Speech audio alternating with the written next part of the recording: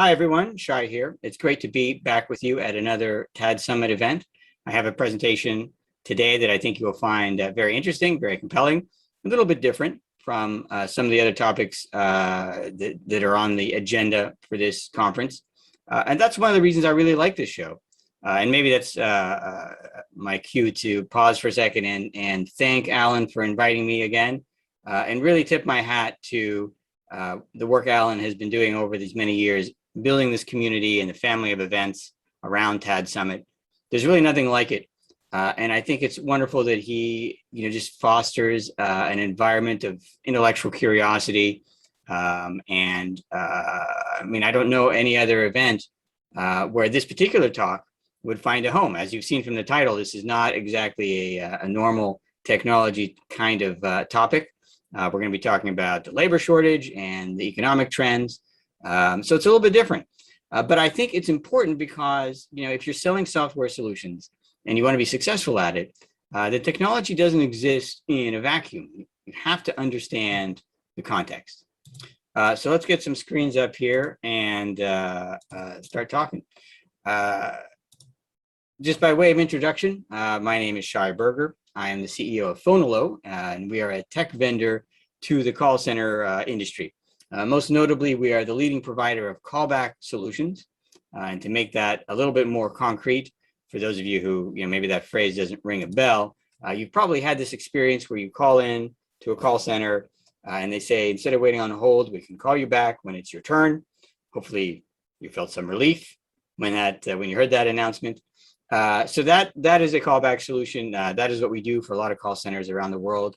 And it's a wonderful way to improve customer experience. Obviously, people hate waiting on hold, but it's equally important that it makes call centers operate more efficiently. And in fact, you'll see how that connects to our topic today. There is a connection, and I will mention our product later on. Mostly, this is not really a product-focused presentation, though.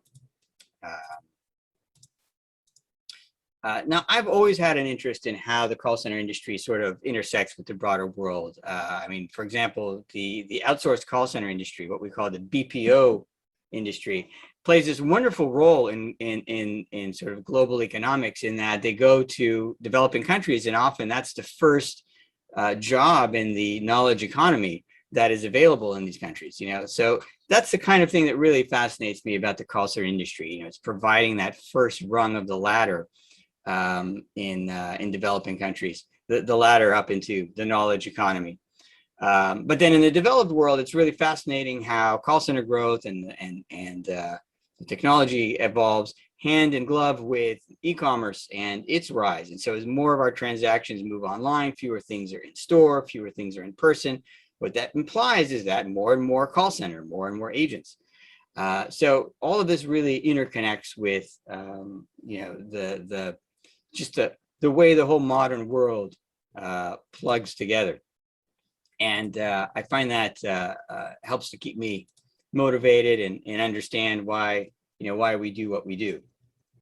All right, so let's start talking about the labor shortage itself. Now, I gave this presentation about 2 months ago, and back then it was a bit of a lift to convince people that this was an issue.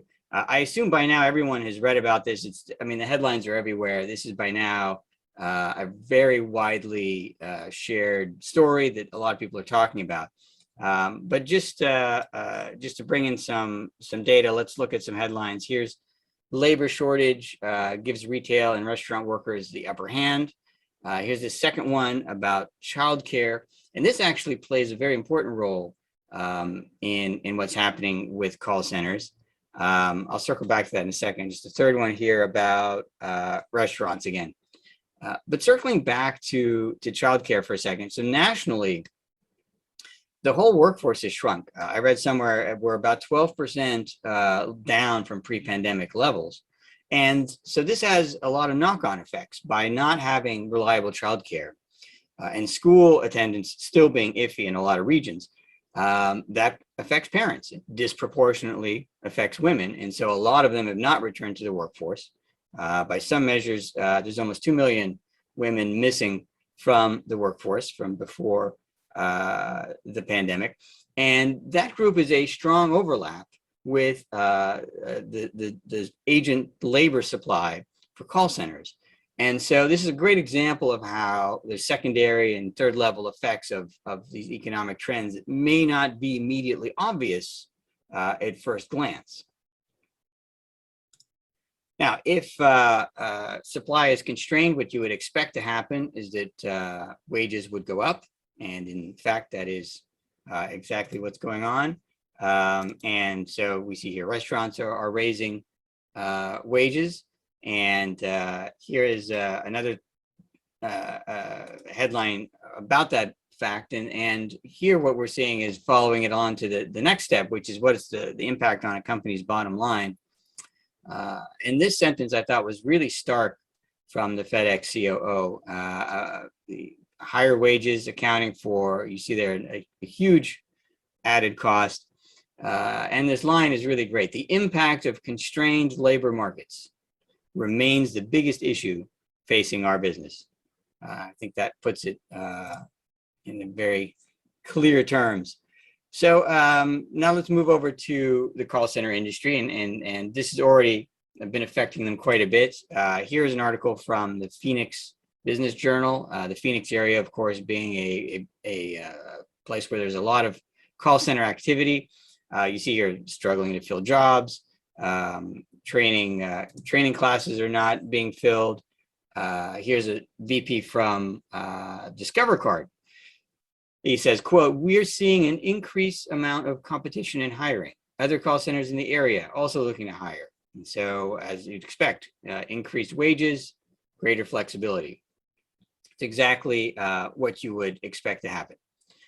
So this is all kind of setting the stage. I think most of you are probably convinced of this already. So let's just take a moment for a little chuckle. Office Space is one of my favorite movies.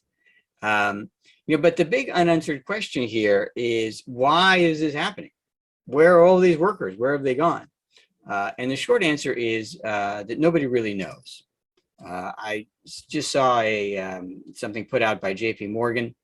I guess I would call it a guesstimate. It's not exactly fueled by rigorous analysis, but their guess is that of the missing workers, about 35% as a result of having a financial cushion combined with employment benefits and savings and the stimulus. About 20% is early retiring. So people that may have stayed in the workforce a few more years, but decided to just call the ball now. About 10%, they estimate, is immigration and visa issues. 10% a rise in self-employment, and 25% they're putting as other, which they include, and they put the childcare constraints that I talked about earlier in that category. Is that a correct breakdown? Who knows? Nobody really knows. I mean, if it's any consolation, we never really know any reason behind economic trends. It's always a guess. But the point is, we don't really need to know the reasons. The effect is here, and we've got to deal with it. So now let's turn to talking about some solutions and how this impacts the call center specifically. So the connection is that agent labor cost is a very big part of operating a call center. And so increases in agent labor costs are obviously going to cause a lot of changes in the call center. There's going to be a disproportionate and outsized impact in call center decision-making based on movements in labor cost and labor availability. That's kind of the bridge between these two worlds. And so when you have high labor costs, it changes the ROI. It changes how appealing different technologies are to you as the call center buyer. And so if you're a technology developer, this is a very important thing to understand. High labor costs are going to lead to agent retention issues. So you're going to want to address that. Employee satisfaction. With retention, let's go back to that for a second. If it's hard to hire agents, obviously the first thing you want to do is make sure you don't lose any agents, right? And so employee satisfaction sort of feeds into that as well. Team productivity. Obviously, if you're short-staffed, you want to really squeeze the most out of the team that you do have. And so speaking very broadly, these are the areas that get lifted because of the labor scarcity. So let's get really specific. What kind of products are we talking about? Well, RPA is a big one, or robotic process automation. You've probably heard a lot about that. And the key here is removing repetitive low-value tasks. And you want to do that. So in the past, the justification for this was, we want to keep agents working on high-value stuff because we'll get more productivity out of them. That answer is still true, but now you've got an additional incentive, which is the repetitive low-value tasks is exactly the thing that drives people to quit and say, I've had it with this job. So you've got an extra motivation to fix this. So the second bullet point here, workforce management. Obviously, you want to be as flexible as possible. And the new crop of tools is great. We've really come a long way in the last generation of workforce management tools. But this is an area where there's still a lot of great innovation that I think is coming. So if you're looking for areas, these are all, take notes, developers. These are areas you should be looking at.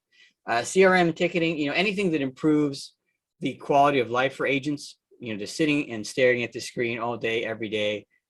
Small annoyances can really build up. And again, we're trying to keep people from quitting. We're also trying to convince people to come on board, and they may have multiple options, right? If it's a seller's market for labor, you really need to convince them that they're going to enjoy this job. Gamification is another way we keep agents motivated and happy. There's lots of exciting stuff happening in that space.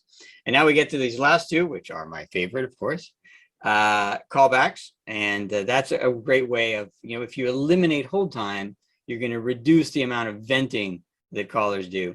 And that's going to ease the burden on agents. And finally, and these last two bullet points really should go together because conversation scheduling is enabled by callbacks. I'll show why in a second. But being able to schedule conversations is a wonderful way to optimize the use of agents. And so you might remember on a previous slide, we talked about squeezing all the labor you can, team productivity out of the people that you do have. So this is under that category. Well, let's talk about conversation scheduling real quick. So if you've got demand coming into your call center that goes up and down over time, when agent time is scarce, what you want to do is defer the excess calls. And this is a very cartoonish diagram, but hopefully it gets the idea across. You want to shift that demand to times when you might have extra capacity with your agents. And you do that by saying, we'll call you back and maybe giving the caller an option of some times and strategically picking those times in, picking the options you present to the caller so that you end up with moving your calls into a time when you can handle them better.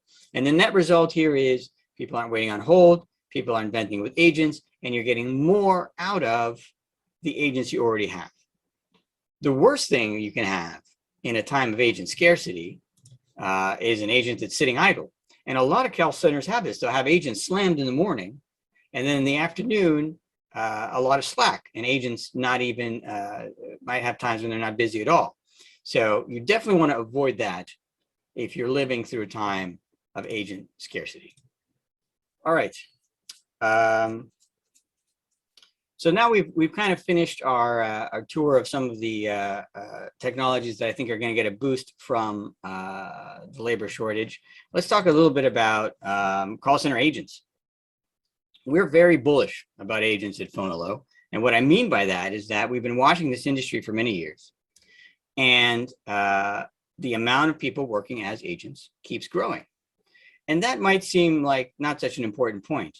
But keep in mind that there's a large, there's often commentary in this industry that is talking about the increase in self-serve and automation, sometimes talking about AI.